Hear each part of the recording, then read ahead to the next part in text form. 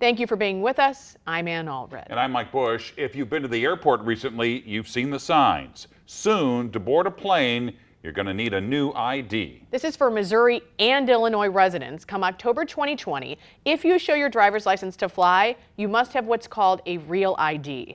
Eric Feldman is live at St. Louis Lambert Airport with what you need to know. Eric.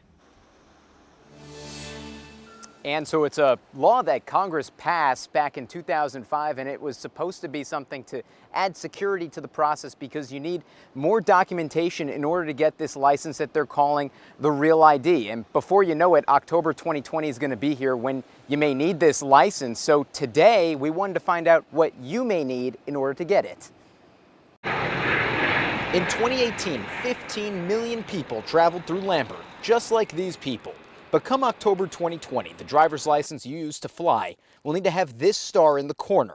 It means you have what's called a real ID. Do you think a lot of people know that No, I don't. To get it, you will need to bring a bunch of important documents to the DMV. Your social security card, 2 documents that show your residency, like a utility bill, a bank statement, or a mortgage bill. You must bring proof of identity, like a passport. And if you've changed your name, you must verify that too. They shouldn't procrastinate.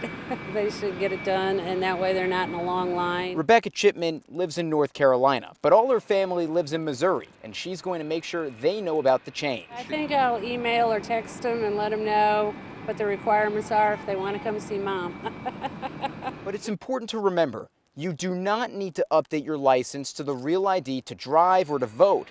This is just about domestic flights, going to federal facilities or nuclear power plants. And if you use a passport card, or a military ID to do any of that, you also will not be affected. So there are a lot of changes here.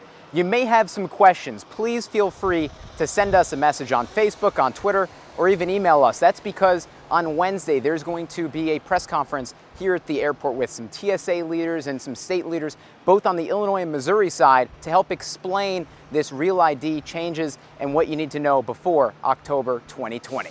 Reporting live, I'm Eric Feldman, 5 on your side.